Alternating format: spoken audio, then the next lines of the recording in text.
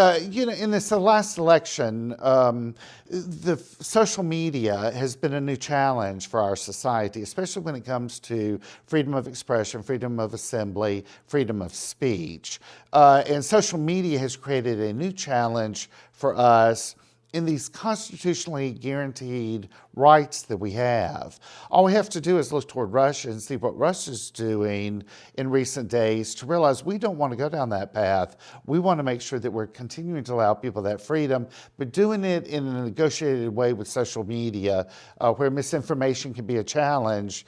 But even in the midst of misinformation, we don't want to restrain people's right to their speech. We're getting news these days coming from Russia about a dissident that was poisoned and luckily survived the poisoning and is back in Russia, being immediately jailed. And then protests have broken out all over Russia, significant ones in Moscow, but over 100 cities we've seen protests break out because of the way Russia has handled this dissident.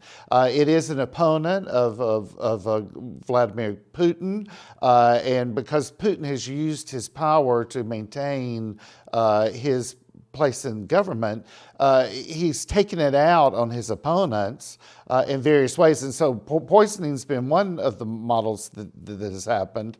But it just shows a form of government and a dictator that is very threatened by freedom of speech, freedom of expression, freedom of assembly, all those things that we have here in the United States, protected by the First Amendment. In Russia, the Russian citizens don't get to exercise those similar constitutional guarantees.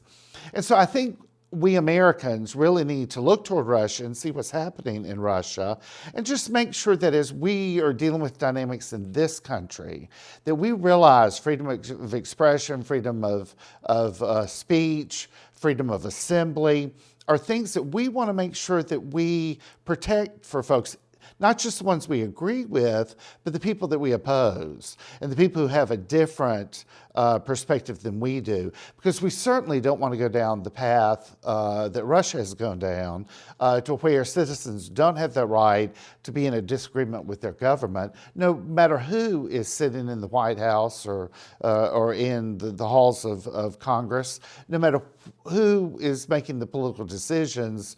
We as Americans want to make sure that folks have the right to disagree and to organize their disagreement into political activity. And so let us make sure we observe what's happening in Russia so that we don't allow any element of that to come here to the United States.